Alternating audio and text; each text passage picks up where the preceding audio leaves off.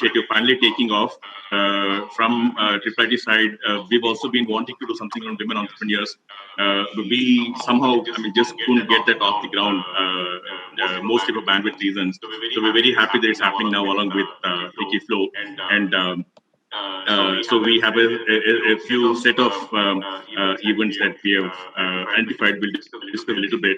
So I would now request Usharani Garu, the chairperson of FICCI FLO Hyderabad chapter, to initiate the proceedings. Usha Garu. Today we are assembled here to celebrate the inauguration of FLO Incubator at CIE-IIITH Hyderabad.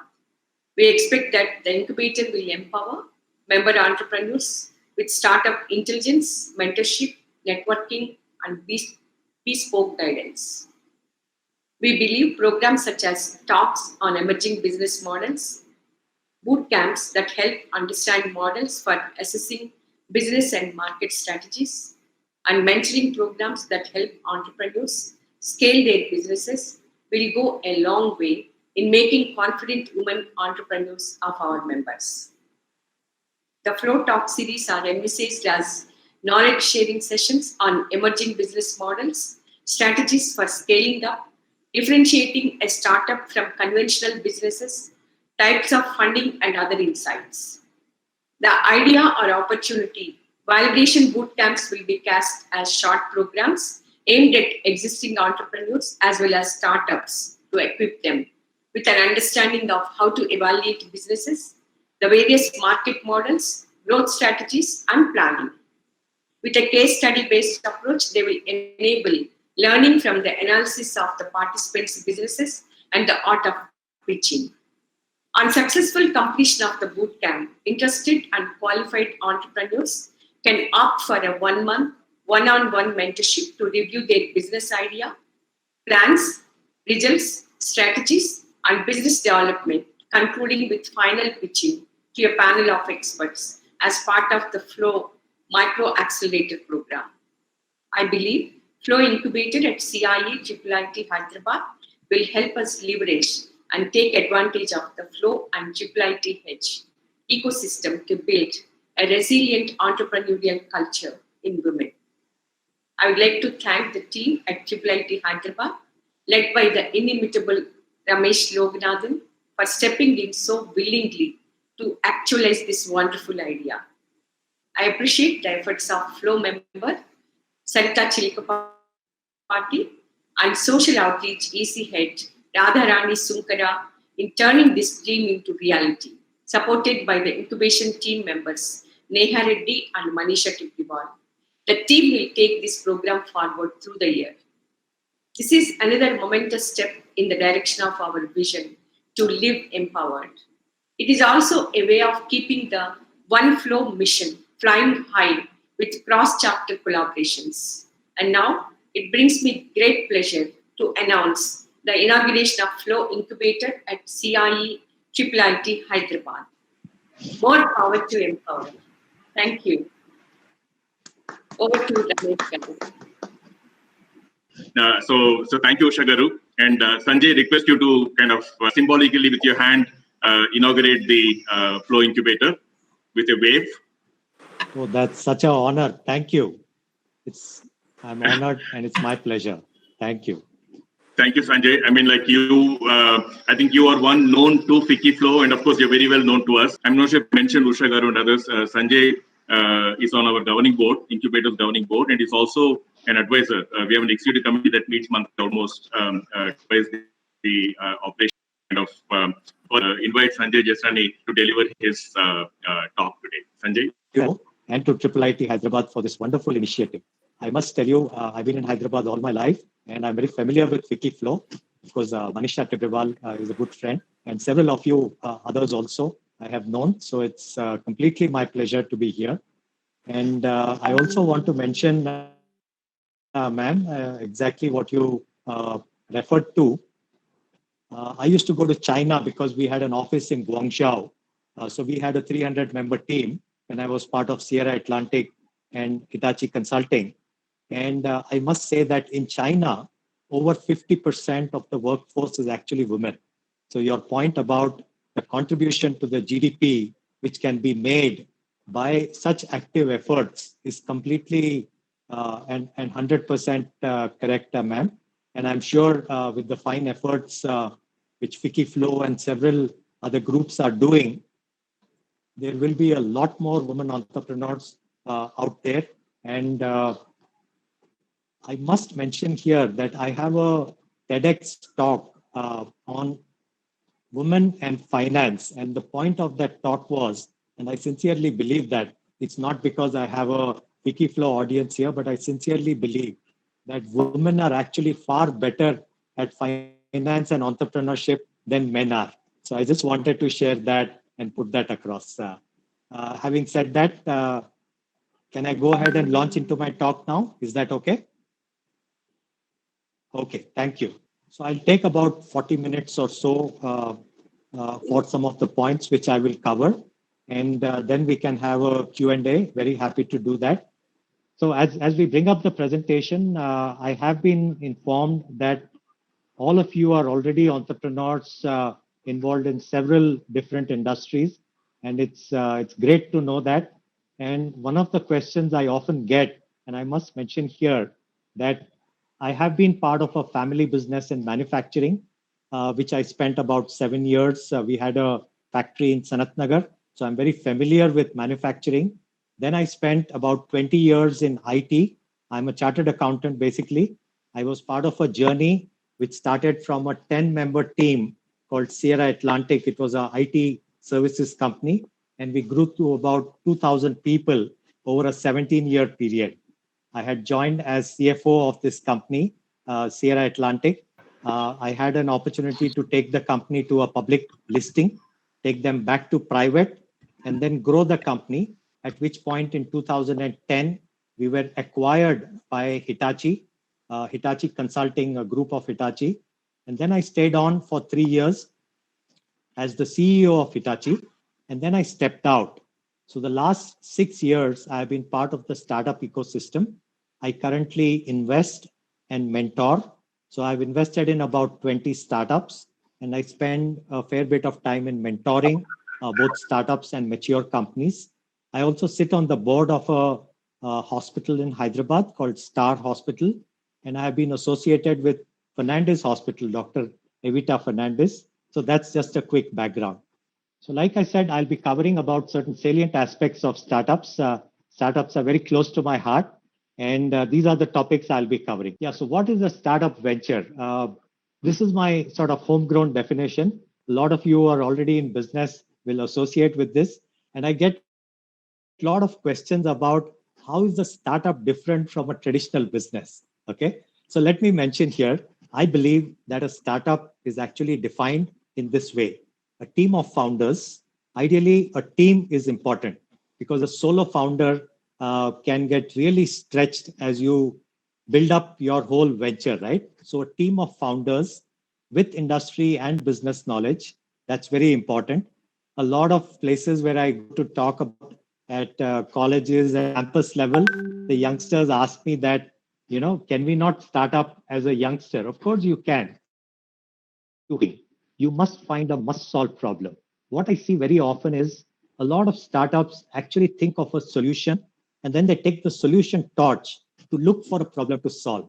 That's not a right way to do it. You must think about and find a good must solve problem. To give you an example, I had met a woman entrepreneur from IIT Hyderabad who was a device which could actually save young babies, just born babies, from dying by building a smart device, which would be a sensor and which would send an alarm to the parent or to the attendant and emit a gentle electric shock, basically awakening the baby, and the heartbeat would start again. I think that's a fantastic example of a must solve problem.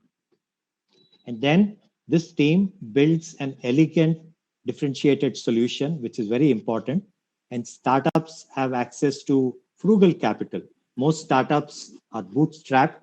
They have maybe 50 lakhs or an initial 1 crore to start with, but they use frugal capital and a lot of innovation, a lot of technology to drive enduring value to a clearly identified customer base. Again, each aspect of this is very important. It's very important to know what's the persona of the customer you are targeting, because then every aspect of your understanding of that customer, their purchasing behavior, their needs, their demographic, everything becomes important. The higher the resolution view you have of your customer, the better job you can do of actually reaching the customer and solving the problem.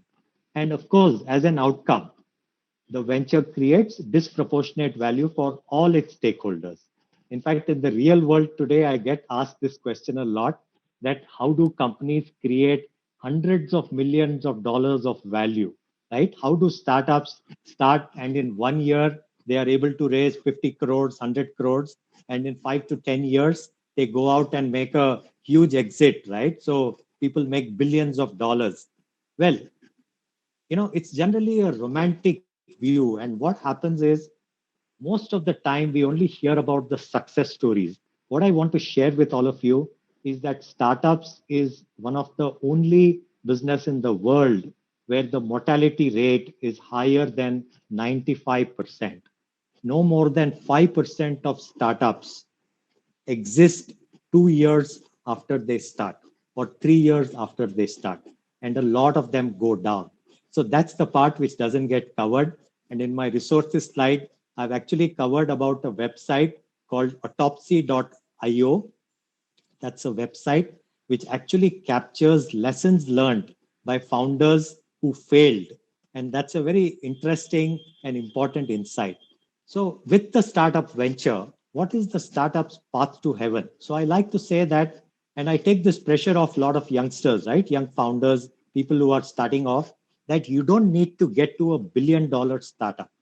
In my view, it's a more than reasonably great exit if a startup over a period of 5 to 7 years is able to raise. And a lot of companies actually don't need to raise capital. They have grown being bootstrapped. I'll cover one such company in today's talk. But if you are able to, over a 5 to 7 year period, raising between $3 to $5 million of capital, if you create a business which is valued at 30 to 100 million, I think that's a very handsome exit and it creates value for all the stakeholders. So I just wanted to mention that. So this is the interesting part, right? I spoke about the mortality rate of startups, and this is something which always evokes a lot of smiles in my audience when I'm meeting some of the startups, right? On the left, you have the expectation, right? What do most people think is involved in a startup? You get a great idea, you raise funds, and you exit. What is involved in running the startup? What is the reality? So, a lot of you who are already in business will be able to sort of associate with this and identify with this, that there are several aspects. There is a huge amount of work which goes in. There is so much of effort. In fact, I like to compare a successful startup's journey with trying to climb Mount Everest, right? It is a marathon. You need to be patient. It can often take from 10 to 15 years to successfully exit your venture if you need to exit. But to actually build it up and to get to a great level of success, all these aspects are involved. And I'll ask the team to actually circulate the presentation. That way, some of you can actually look up some of these points also. So here I've tried to capture some of the founder attributes, right? So as investors, as angel investors, what are we looking at in startup founders, right? What are the attributes? So what I've captured here is clearly one of the most important attribute, and all of you already entrepreneurs can associate with this very easily. A key attribute required is the clarity of purpose. The founders need to know what their mission is, what they are going out to do, right? Along with that, several aspects, whether you look at curiosity, integrity, chutzpah, right? Chutzpah is a very interesting Israeli term. It's about a never say die attitude. It's about a can do, and will achieve attitude. That's very important. You need to have a high emotional quotient and a fire in the belly. The startup has to be really driven. That's so important. So along with the mortality rate, which I mentioned, I just wanted to share with all of you what are the key reasons, as per a lot of studies done, about why 95 out of 100 startups fail, and they fail so quickly, right? So the top reason, interestingly, is no market need. And I must tell you, I can't count how many times I have met startup founders who have come and told me, so, on a Saturday night, me and my friends were having a party and we tried to order food and we couldn't find anybody who could deliver us at that point of time at night who could give us a good choice. So that's why I started my food startup and I started a food delivery business. Somebody spoke about, I went to office, I had forgotten my ID card, so I needed somebody to get my ID card, and I found that this was a big gap area, so I started a local delivery pickup and delivery business. Validation is one of the most important aspects before you start off. The whole setting up of your business, and most of these apply to business too, of any size, right? So the setting up process of your business, how do you define the problem? How do you meet at least 1,000 plus potential users, paying customers, to validate that that problem is real? How do you do a study of the competitive landscape to understand what sort of competition is out there, how they are doing? In fact, interestingly, I must mention a lot of startups actually have pitch decks which say they have no competition. Actually, that goes against the confidence of the investor, because if there is a segment which has no competition, it either means the startup has We'll not done their discuss a little bit. research So properly, I would now or it request means that that business Usharani Garu, the probably does Chairperson of not FICCI have FLO legs to Hyderabad stand on their chapter, own, right? So that's important. So the whole aspect of understanding the problem, validating the need, ensuring that you will have enough paying customers whom you can, deliver recurring value, is a very important aspect of business. So this is a visual representation. It's taken off the web. It's a popular illustration of the journey a startup goes through in a path to glory. So you start with zero revenue at day zero, which Amazon Jeff Bezos says is always day zero for Amazon because they are constantly reinventing themselves. You start with day zero, and then you actually go down as you start investing. You raise money or you put in your own money and you first lose money, right? So the valley of death, which you see here, is the valley into which 100 startups enter, and less than five actually emerge from the valley to go on to their next stages of growth, right? So you sort of have an idea, you build a prototype, you get validation, you get initial users, then you have the right paying validation, and then you start scaling. So at each stage, who are the investors who come into the equation and how you grow is captured here. Yeah. In these two slides, I actually want to touch upon some very interesting businesses. So today, the impression of startups is often clouded by, so if I look at 5 out of 10 new startups, they are all starting up in a Me Too model, right? So there's Amazon, there's Flipkart, there's ShopClues, there's a bunch of e-commerce startups, there's a bunch of food delivery startups, there's a bunch of taxi cab startups, there's now electric two-wheeler startups. But believe me, there are extensive and such interesting areas of starting up. So some of you who may be looking at businesses, in fact, as many of you come from business backgrounds, from business families, I'm actually a big fan that mature businesses can benefit and startups can benefit from a mature business startup collaboration. The startup has the innovation and the agility. The mature business actually has a brand, you have resources, you have access to customers. So I would encourage a lot of you FICCI Flow members to actually evaluate startups, even at IIIT, at our incubators. We have some very interesting startups in different fields. You should look at them to see whether there are aspects of collaboration which you can benefit from. But if I may list here, these are some very interesting areas where a lot of new startups are coming up. There's several applications of artificial intelligence in every aspect, whether it's in healthcare, whether it's in analysis of customer behavior, in defense, in consumer, you name it, right? There's several aspects. Then there's security, there's disaster relief. If you look at on the left side, the third from below, I met a startup in Ahmedabad. I was attending a All India startup meet.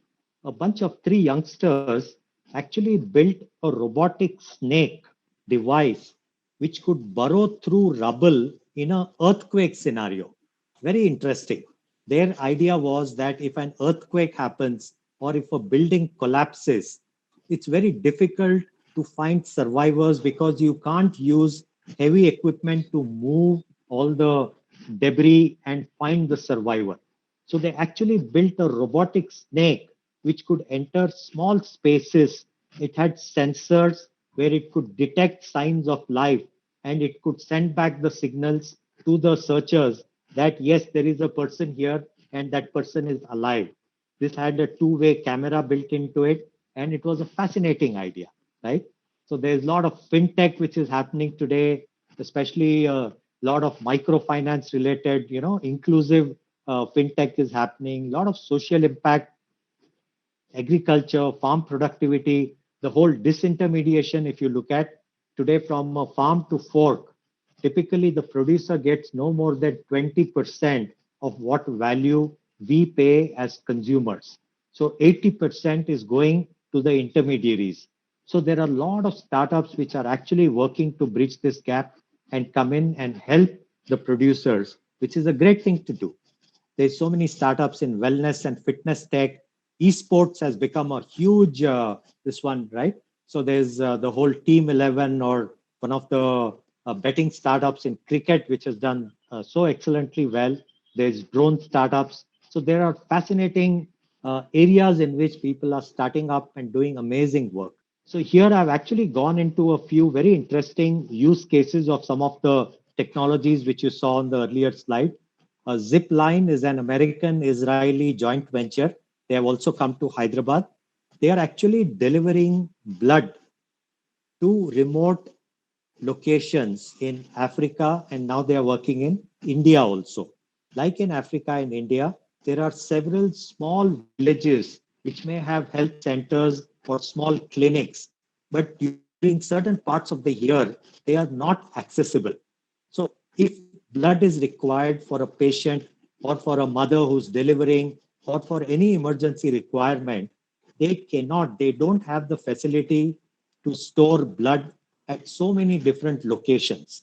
So Zipline has actually come with a central storage facility for blood, which can be delivered by using drones within a few minutes of being required. And then this central facility can restock as needed, but it can reach remote places which may take hours by road in a few minutes and actually be life-saving. That's amazing. The sudden death syndrome I talked about, this is about babies and sensors which are helping save the lives of just born babies. I met a startup called Fool, which is from IIT Kanpur. Amazing eco-sensitive startup. They are actually recycling flowers, which they take from temples and a variety of weddings and other celebrations. They use women to actually recycle those flowers and they create agarbattis and perfumes and bunch of stuff. And they have now created leather substitute and thermocol substitute with flower petals, which they have patented, and they are able to use that to reduce the usage of plastic. Again, a fantastic application. A lot of you may have heard about Khan Academy. This is a pioneering startup which delivered so much of school content free in a very engaging and innovative manner. It's an amazing company. Amazon has done a lot of work with remote artists and around handicrafts. I want to especially call out a woman entrepreneur, Yamuna Shastri, who's the founder of Cap Dost. Again, I want to mention here, she's from Bangalore. She used to work at PwC. And like she mentioned in her pitch, her father actually runs a small Kirana store. She grew up in that environment and she built a startup to help small gig workers to file their tax returns so they could claim tax refunds. Now, she's dealing with Ola drivers, Uber drivers, and several small business people who, because they work with large platforms, when they are paid, the platform actually deducts a 10% tax at source, TDS. And because these people are not filing their returns, they don't have PAN numbers, that entire TDS used to just get wasted. She has, in the last 2 years, helped about 15,000 drivers to get 12 crores of tax refund. Can you believe that? It is an amazing social impact venture which she has created. The next startup, Sahas, is into waste management, run by Wilma Rodriguez from Bangalore. This is again a beautiful. It's a food waste digester device, which is built by this company, and it can be used by restaurants. It can be used by large corporates in their cafeteria, kitchens, and everywhere. Because instead of having all the food waste which is generated daily to be shipped out and thrown off somewhere, these digesters actually help these companies to put the food waste there, convert it into manure, and use it with their garden. So amazing examples of startups here.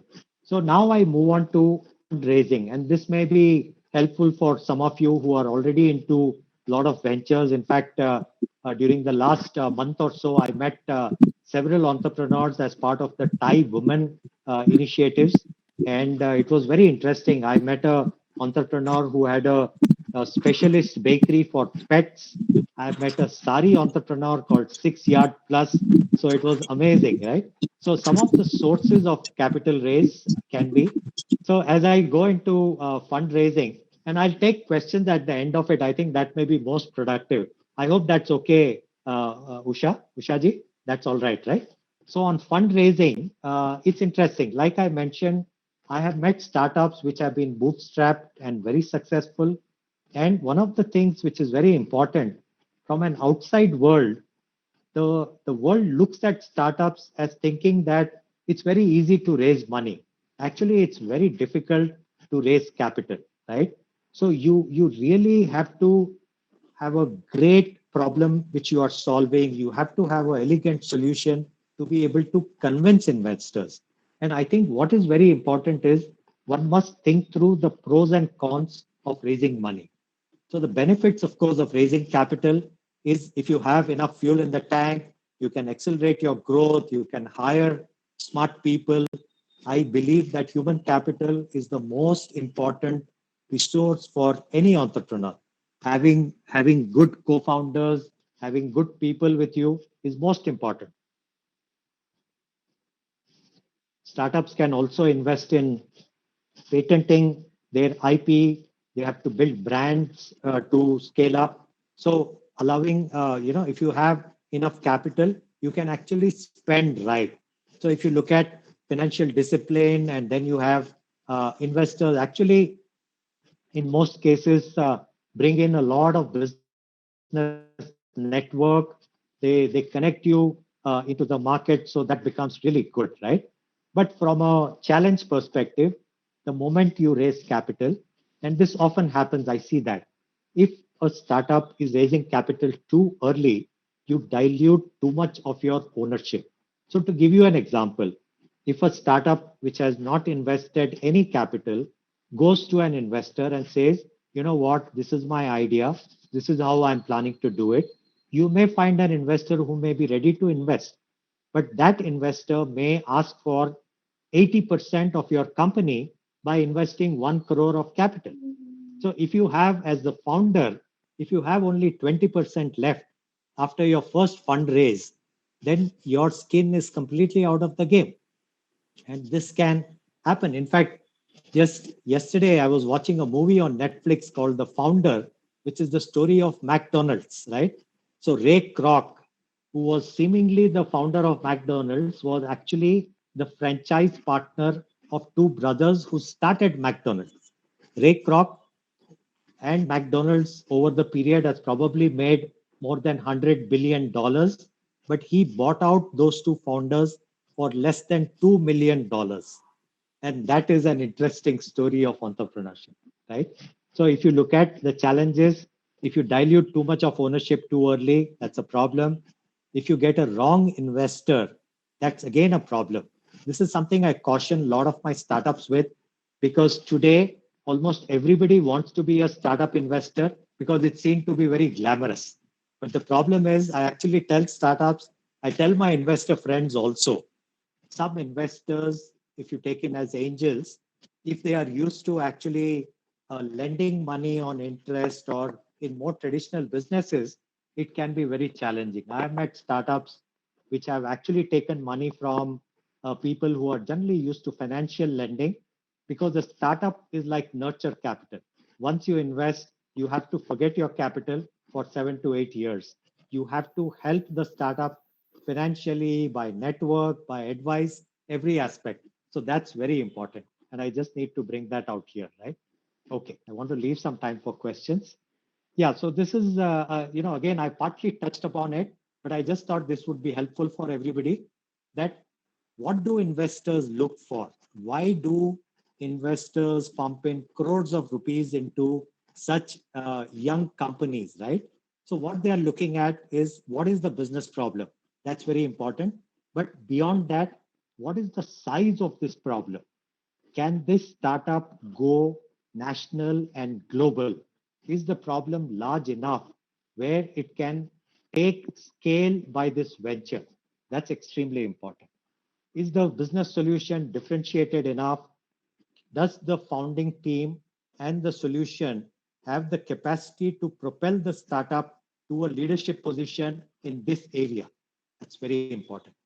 What are the competitors? What's the barrier to entry? So if you have IP, right, there are a lot of IT startups today, whether it is apps or SaaS startups, product startups, which have done extremely well. You can look at B2B or B2C startups. B2C, if you look at even things like TikTok, they just came out of nowhere and they actually went ahead and grabbed 600 million users or even more, right? Amazing valuations. If you look at Dream 11 or a lot of e-gaming startups, PUBG, they have all come in with amazing speed and grown within 2 years to be billion-dollar companies, right? So each of those points come into the picture. But the most important attribute which investors look for is the founding team, right? Because at that stage of the startup, it's just the beginning. They are essentially taking a bet on the team. So what I want to mention here is, one of the things I often see, and I share even at IIIT, is, let's say 3 founders are coming from IIIT Hyderabad. They are all brilliant youngsters. I have immense respect for the culture at IIIT Hyderabad and how well the computer science people come out. But very often the mistake they do is, all 3 founders are classmates. They come from the same stream, right? What I look for in a startup is, there are typically 3 pillars of business. One is the go-to-market pillar, which is the market sales focus, very important pillar. The second is actually the production, the operations pillar, and that includes finance, HR, production, everything else. And the third is the technology pillar. So a lot of my technology-driven startups don't like it, but when I tell them that a product or technology can be only 30% of your journey, you still need touch plus tech. Pure tech cannot get you to the whole journey. And what I'm trying to share here is, for any of you aspiring startup entrepreneurs, when you build a founding team, please try and keep a complementary team in place. A team which has go-to-market, a team which is very strong on the operations, customer side, and a team which has strength in technology. On the other hand, I find a lot of startups which are consumer facing, but they don't have good technology strength. They have to outsource right from their website to their whole platform and everything else, and they get very, very badly stuck. So that's also a problem. Okay. But having said that, the team becomes very important, and that's something investors totally look at. What's the operating business plan? Again, this is about preparation. I touched upon it. A lot of startups think that these are all Excel sheets. It's actually not. Operating business plan is your guiding mirror. It's your way of being able to visualize how you are going to go from point A to point B and then to point C. And a lot of your unit economics, your expenses, your go to market, every aspect need to be captured, and investors look at the detail and the rigor and the discipline which the founding team has put into building their business plan. Very important. Help with the next investor. So how the capital and how the shareholding of the founder, which starts at 100%, goes down finally to 54%, but at a valuation of the company, which is 192 crore. If you look at the post-money valuation, sorry, so the investment is actually 4 crore, then 20 crore, then 36 crore, and the valuation and how that moves. So this is just a simplistic representation which allows all of us to understand how a startup actually raises capital, and while raising capital, what is the equity they are diluting. Yeah. So alternate avenues of funding. So again, you can look at angels, you can look at VCs as per your stage of capital. But today, strategic investors. So a lot of you can be strategic investors in a startup. What I mean by that is there is a collaboration. You could have a manufacturing business, a packaging business, maybe a fashion business, which is already doing 50 crores of revenue. And you, let's say a fashion business, and you collaborate with a virtual reality startup and you want to use their product, right? You may actually want to invest in that virtual reality startup. You can invest 50 lakhs, take a partnership with that startup, and get some form of a first right to use some of their new products. You could actually have the virtual reality startup build an interesting specialized product for your requirement. So those can be strategic investment options, right? People do crowdfunding today. That happens mostly in product startups, gadget startups. There can be convertible notes. This is basically like a convertible debenture. If you want to take up the valuation aspect at a later stage, you can take money as debt right now, which is linked and convertible to a future event. Then you have venture debt, you have impact funding. This is for social startups. Actually, there are a lot of investors now who are in the social space who look at a financial return of maybe 10 to 15% per annum, but they look at their social impact as an equally important return. And there are at least 20 large VC funds in India which are actually focused on impact investing itself. So that's a very interesting avenue. There are now stock exchanges where you can go for a SME listing. Both NSE and BSE have that. You get a lot of grants actually from the government or from private institutions. This applies more to research. It could be in life sciences. It could be in pure sciences. There's a lot of, there could be medical device startups, biotech startups, different startups which are eligible for grants. They could be celebrity investors. So if you look at Amitabh Bachchan, he was an investor in Just Dial. So he actually, Just Dial got his services for free, but they allocated him 10% of their equity. So like that, a lot of your businesses could actually gain from the endorsement of such influencers also. So then the paths of exit, like I said, every investor likes to know at what point they will get their money back. So you could have an exit by a complete acquisition, strategic acquisition. It could be through a merger. It could be a large company buying you out. It could be large private equity funds, which bring multiple startups together in what they call a string of pearls theory. It's very interesting. Like I said, a lot of startups don't make it. So then they may get acqui-hired. This is basically, this happens a lot because of the high mortality rate. Some very good startups are available at throwaway valuations because especially during COVID, startups already had challenges in sort of, growing beyond a point. But during COVID, the mortality rate has gone up even more. So sometimes you could find a great startup with a great team, with a great product, who for no fault of theirs have not been able to come out of the valley of death. So you could acquire such a startup, get the team into your business, and actually help them to grow. Lastly, you could look at an IPO or a listing, which I have mentioned earlier. How do startups get valued? So I already covered what investors look for.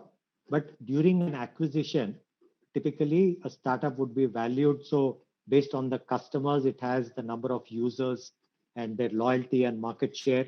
That's a big component of value. They could be IP, patents, domain. That gets you value. The technology itself is valuable. The people, they contribute a lot to the value of the startup, and actually the revenue and the margins. So let's say a company is getting acquired for 200 crores. Each of these buckets could be worth a certain amount. Roughly, I'm just saying that each of these become the assets which add up to the value of 200 crores. So I'll quickly run through this now. This was these are just case studies which attach a practical view to this. The Dollar Shaving Club, this was a US-based startup. The rise of direct to consumer. Why I brought this as a actually an interesting case study is this was just, I think, two founders who started with an idea saying that people overpay for razors. Why should you be paying so much? So they started a subscription service for razors. They spent almost zero money on marketing. They just used social media to actually go viral. And within a short period, they raised $75 million of funding. And Unilever's acquired this brand for $1 billion. In a 4-year period, two youngsters took very small amounts of funding and grew a value of $1 billion. Imagine a brand like Unilever's actually paying $1 billion for this company. It was fascinating. By the way, even in India, there have been several success stories of direct to consumer, and there is a big demand for direct to consumers. So, a lot of new brands which are coming. So, Hyderabad has a brand of shoes which is called Neemans, for example. There was a brand of popcorn called Poppycorn, which was by a very interesting startup. There are energy bars. There are several products which are actually getting funded and scaling also. This is about Oyo. I don't need to mention, but what is curious here is Oyo continues to make losses. They have raised over $2.5 billion of funding.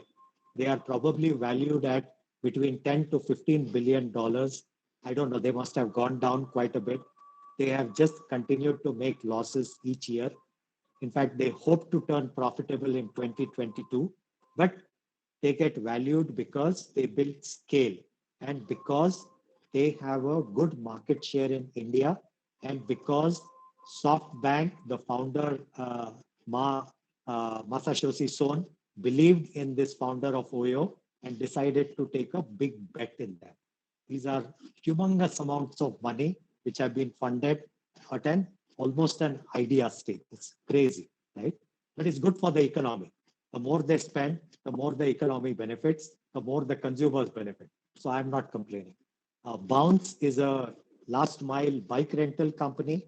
Again, their current revenue is 16 crores per year in March 2019.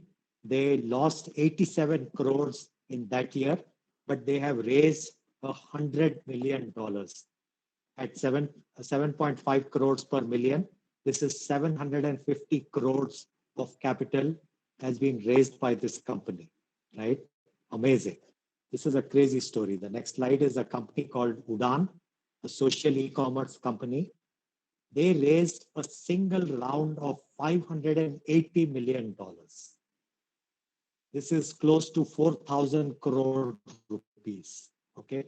The reason being, the founders were among the first 10 employees of Flipkart, and the VCs felt that this was a huge market. They are a B2B marketplace, basically helping Kirana stores in India from a supply chain and a standardization and getting them to realize much higher value. But Udan is an exceptional story by any standards. $585 million. I'm nearly done now. So Zoho, as I was mentioning, is a bootstrap company. Very proud to share by an Indian founder. This is a B2B SaaS product.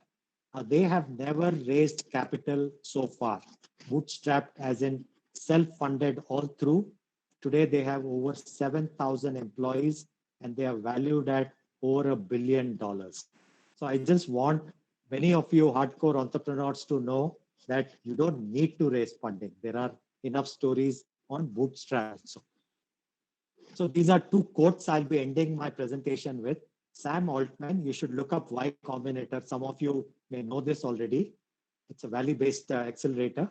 So he says, this is really nicely captured. If you want to start something, look at an intersection of three factors: what you are good at, what you like, and what creates value for the world. The only way to get things done is focus, patience, and self-conviction. Beautifully said. And it applies to entrepreneurship in every flavor. One more quote from a favorite author of mine, Louis Lammer. He used to write Western novels. So he says, and I'm sorry about the man part, this can be a man/woman, or it can be a woman/man, that's fine. It's up to a point you are shaped by environment, heredity, movements, and changes in the world. Then there comes a time where it lies within your grasp to shape the clay of your life into the sort of things you wish to be. Only the weak blame parents, their race, their times, lack of good fortune, or the quirks of fate. Everybody has it within his power to say, this I am today, that I'll be tomorrow. It's the essence of entrepreneurship. Last slide. This is just a slide on resources. So when you have the presentation, you can please look up these sites. These are beautiful masterclass sites where every aspect of startup and entrepreneurship is very nicely covered.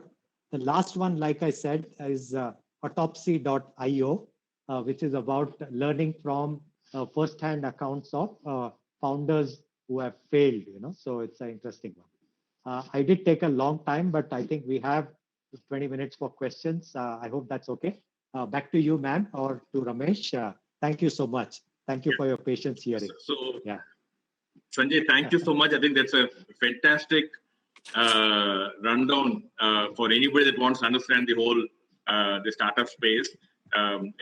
This is something that we were hoping for when we were talking with Usha Garu, Sarita, and others, that we bring in the startup world perspective into the FICCI flow world. Otherwise, the conventional businesses and entrepreneurial view is already there in FICCI. So thank you so much, Sanjay. I think we will take some questions.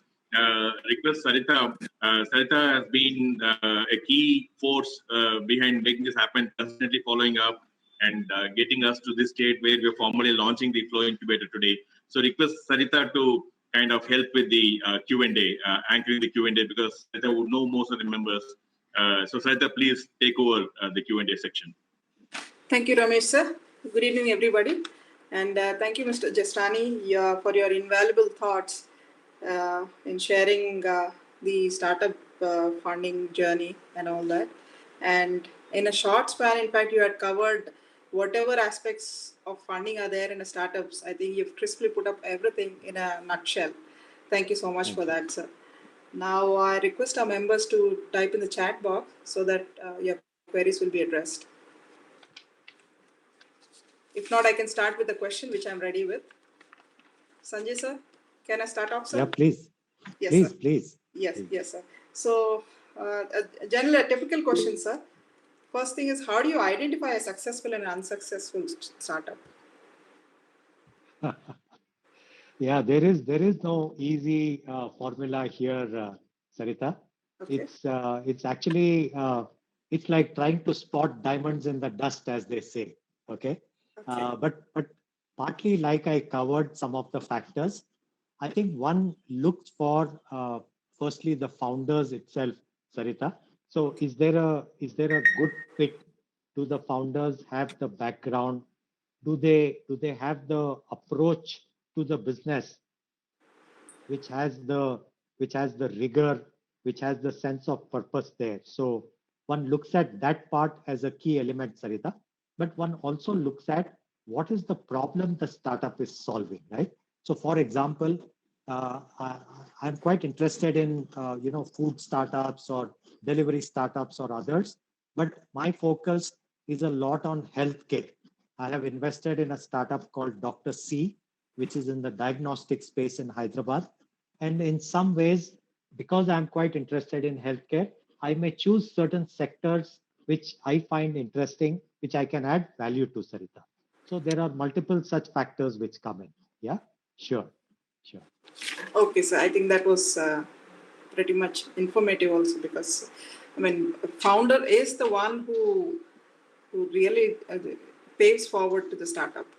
So I think that is the key. That is the key. Yeah, true, very much. Yeah. So I'll come up with my next question, sir.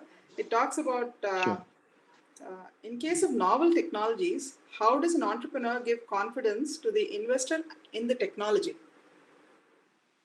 Sure.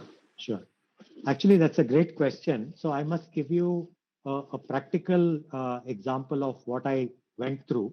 So I was on a panel one day like this, and somebody asked a question saying, would you invest at an idea stage? And I'm a little conservative guy. I come from the old world. So I said, I may not invest at idea stage. But my fellow panel member, who is a VC, actually gave an answer which was exactly an answer to your question, Sarita. So he gave an example that a startup came to him who was involved in what is called edge computing. Now, edge computing is a space which is a new space wherein self-driven cars or in drones or any form of autonomous robotic vehicles, right? It could be robotics, for example. There is a startup called Gray Orange Robotics, which is two Bits Pilani founders who have built a fantastic startup in warehouse and logistics management by robots. So the moment there is autonomous robots or drones or cars, there is what is called edge computing, where the chips which are involved in the hardware have certain computing power. Otherwise, what happens is if there is an autonomous car, self-driven car which is traveling, and it sees an object on the road, to take a decision in real time. So that computing capacity is maintained at the edge, which means at the vehicle. The rest of it goes through its connectivity and goes back to the server. So part of the computing happens at the server, but part happens at the spot. So this friend of mine who was dealing with this novel technology actually invested $1 million based on a plain paper discussion between an aspiring founder who had just an idea and the investor. Now, why did he invest?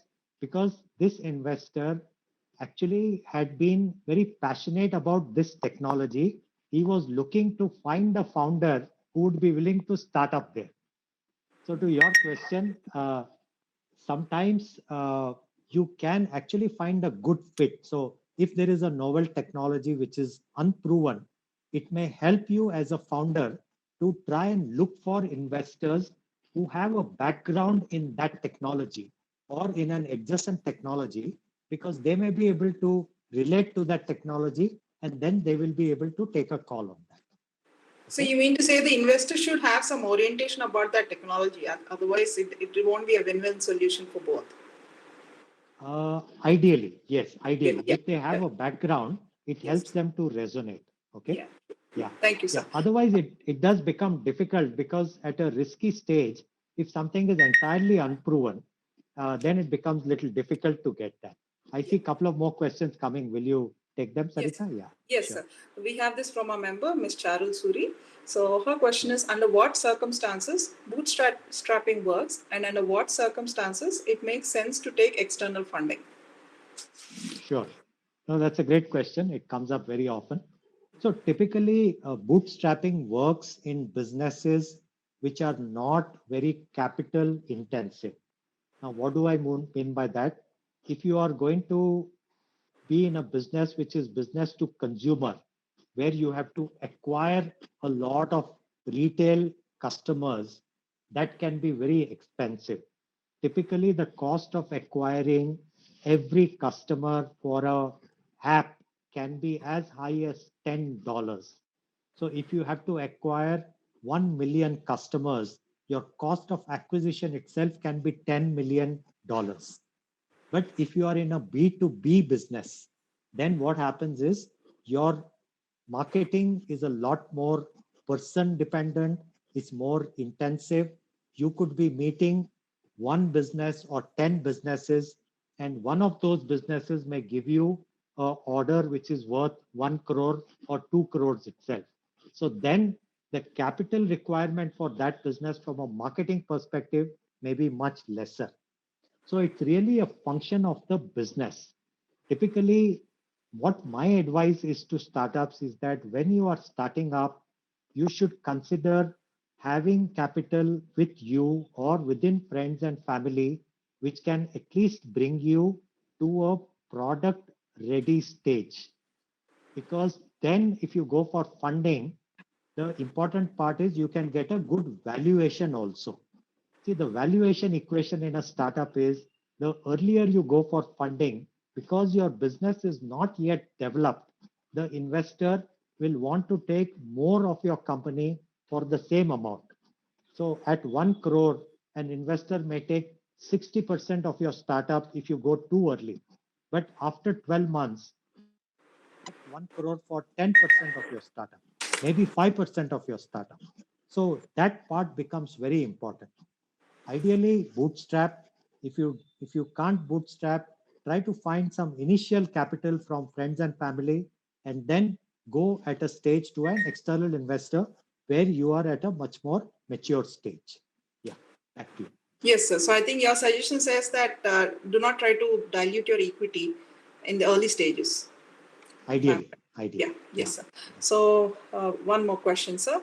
This is from one of our member, Ms. Vandana Shetty. Is there a thumb rule about an investment not to exceed a certain percentage? So again, talk about equity dilution. So what is the maximum equity a founder can keep so that they have, it's for their safety, I would call it. Yeah. So ideally, up to a stage where you reach a venture capital, which means that's a stage where you are then raising maybe $4-5 million.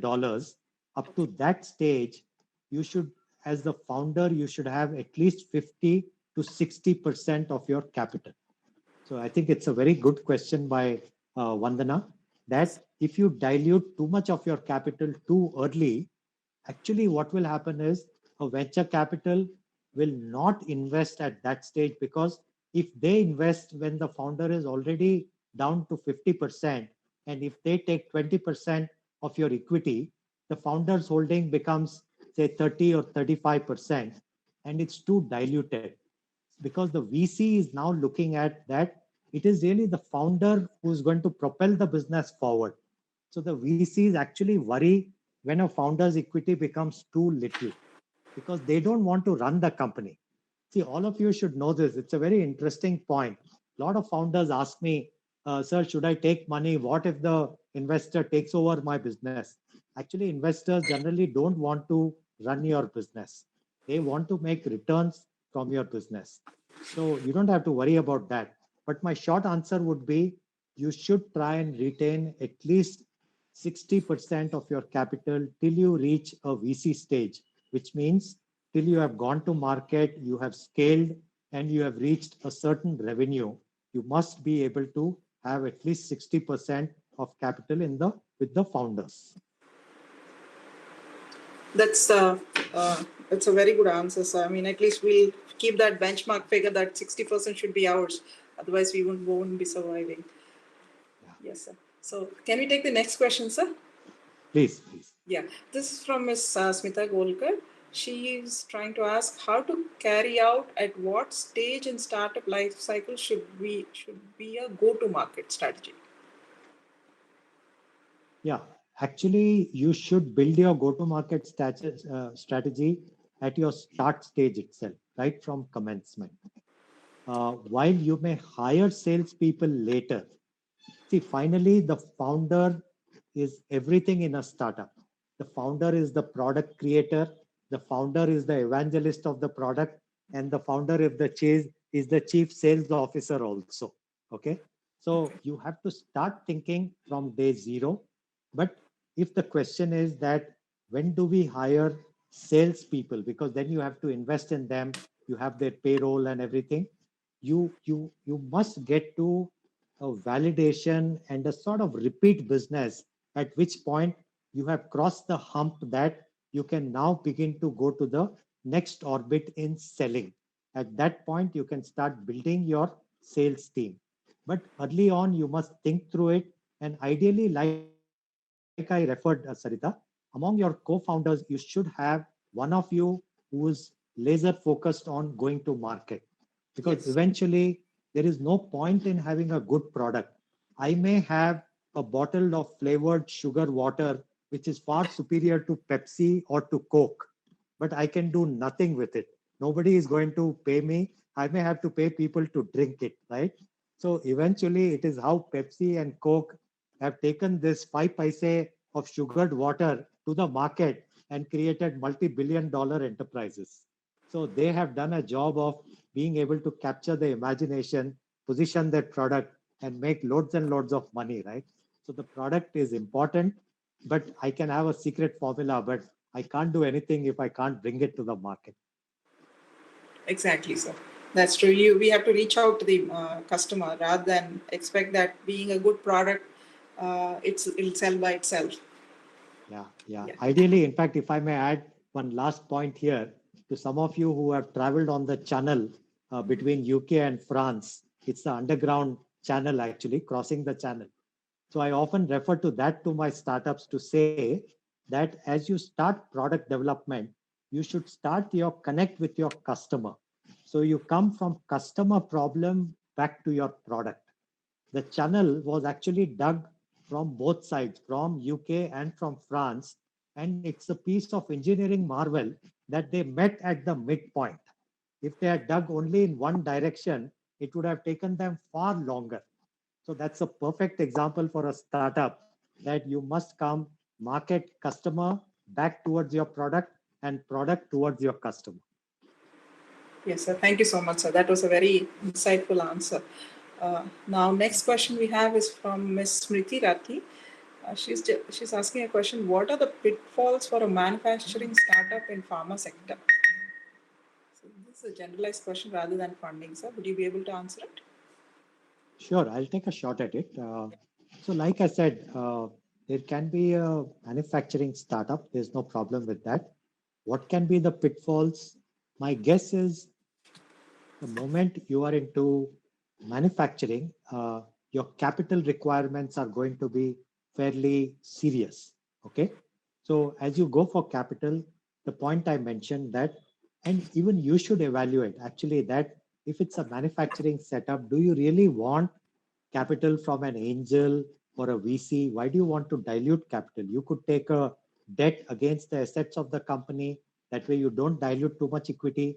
And as your cash flow begins to happen, you can pay down the debt, right?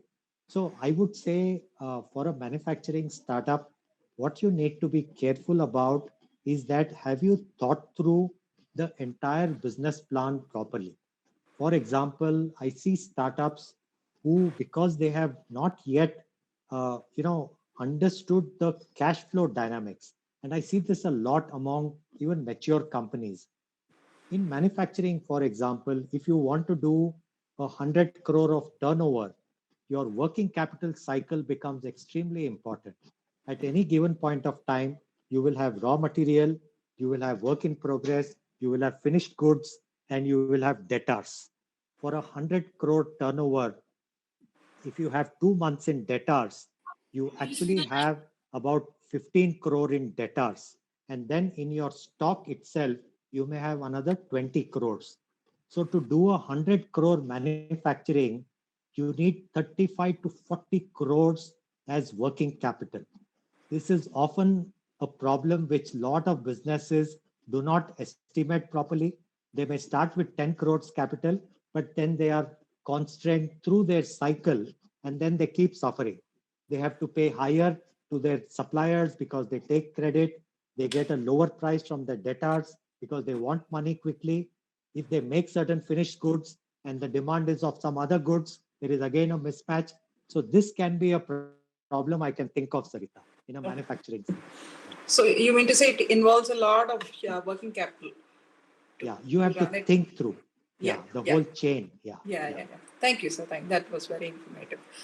Next is from your acquaintances, Ms. Manisha Tibrewala. So she's asking about what are the top 3 things you look for in a startup as an investor, and is work experience a must for a startup founder? Yeah, no, good question, Manisha. Thank you. So I think I covered this. Yes. The first thing I would look for really is the segment, the market itself, right? What sort of a problem is the startup addressing? And I'll give you another example, right? So I met a startup in elder care services. Very interesting husband and wife team. The woman entrepreneur actually runs this startup. It's called Life Circle. It's a Hyderabad-based startup. They are both graduates from National Institute of Rural Development from Anand. Okay, Anant and Priya. Now, what I liked about their startup was their focus on elder care services. They basically help to hire and train full-time nurses for elder care. In my mind, as India changes socially, as children start living far away from their parents, they go abroad and everything. From now to the future, a lot of elder care, silver living is a huge market for a lot of innovation, whether it is care services, whether it is technology to help them to catch any problem early, whether it is concierge health, people who can help them to take them for diagnostic tests, who can respond in an emergency, a bunch of that stuff. So a segment which you pick up becomes very important. That's something which I look for. The second part, like I said, I look for the founders and their background because that often matters a lot, right? So I have found people sometimes are in a segment where they may not have had the experience. And that was Manisha's follow-up question. Yes, I am partial personally. My investments, I am partial to founders who bring that experience because I feel that is very important. But having said that, I'm not averse to investing in a young team which has the enthusiasm and which shows enough signs that they will work hard and make it happen because they can acquire the experience. Actually, if you look at Google, at some point of time, Google hired a senior professional CEO, Eric Schmidt. So Google was an amazing startup. I mean, all of us, can see that. And if I were to say that if I had not invested in Google because these were 2 college grads, I would be the foolish investor there, right? So you can either have or acquire.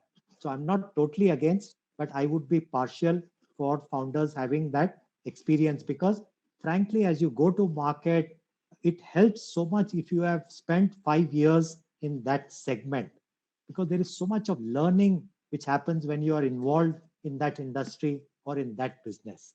So I'd like to tell my founders that don't take the leap too early, right? What is the hurry?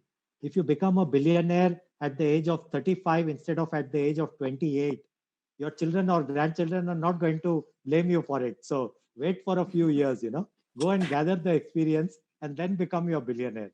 So it's not a problem, Yeah. Thank you, sir. I think Manisha's questions are answered. I hope so. Sure. One more question, sir. This is about healthcare startup from Ms. Shailaja.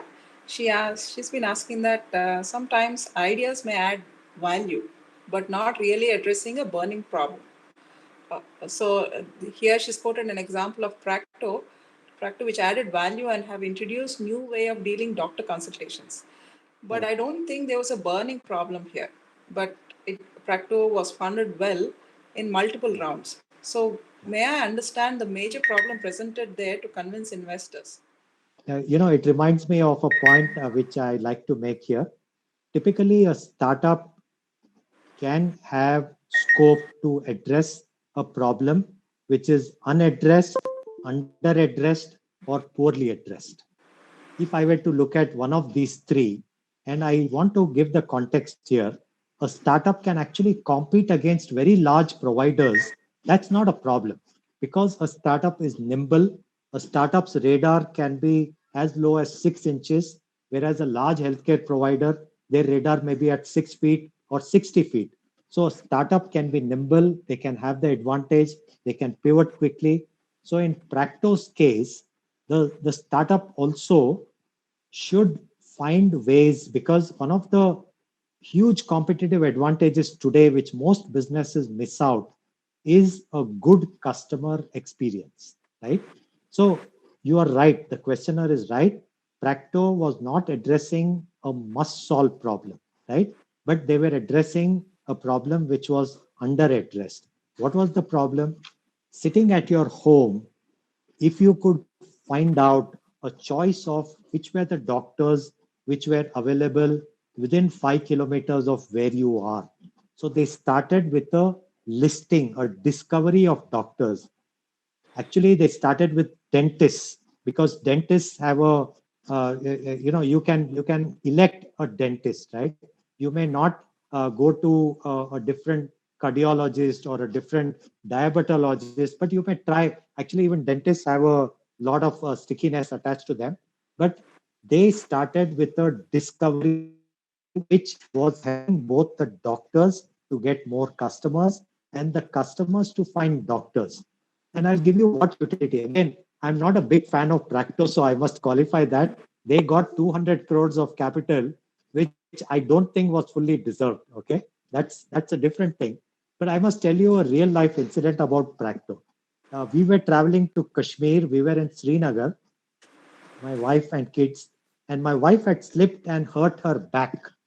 And I was in Srinagar traveling for the first time. I downloaded Practo and I looked for a orthopedic whom I could reach out to who was within 2 kilometers of my hotel. And I actually found the orthopedic. The number was there. The appointment hours were there. I could call on a single app, speak to a doctor, and go and visit the doctor within 45 minutes. I could not have done that by word of mouth. Maybe the hospital would have told me, the hotel would have told me, you can go to this hospital, but I would be at the mercy of the person I met at the hotel and limited by his or her knowledge. So to that extent, I think Practo struck a chord and, the rest is history. Yeah. Thank you, sir. I think that was. So we have one last question, sir. Ms. Nanda has a question Sure. that you had mentioned about the invention of a robo snake useful in earthquakes. It is innovative and useful, but are these projects financially viable? Because there is limited market for it. Yeah, that's a great question, Nanda. I think it does happen very often that some of the best products. I met actually another robotic startup which is involved in sewerage cleaning. So this is a startup from Kerala, from Trivandrum, I think, a young team, very beautiful purpose, right? They want to eliminate manual scavenging of sewerage lines, due to which a lot of people die because of the gases and everything. So I look at both these robots as very parallel in nature. Now I'll come to the question. Like I said, such startups initially can often get grants. They can get grants from government institutions, they can get grants from private NGOs, or they can get funded by impact funding organizations. Like I said, there are actually investors which have a social purpose focus, and their ROI is a mix of financial ROI and social impact. So let's assume that this startup, the robotic snake startup, could potentially get funded if we were able to get enough evidence of its effectiveness. You could find an impact investor who is, let's say, funded by a very a philanthropic person who in their life may have gone through a tragedy of an earthquake, right? So it will relate to such a person, and a person may cut a check like that. So I do want to say Sometimes investment is about serendipity. Sometimes investment is about doing research, looking for personal stories among the investors, and being able to connect to a right investor. Sometimes you may meet 100 investors just wholesale, and all of them may say no. But sometimes you do research in your third investor, you may find a person who has resonated with your idea, and that person may invest in you. So it works that way. Thank you, sir. So I think social entrepreneurship works here, and it's for a good cause. So I think it will find its own application. Yes, sir. Thank you, sir. Thank you so much for your patience in answering all the questions, sir. And I hand it over to Mr. Ramesh now, I think, sir. Ramesh, sir.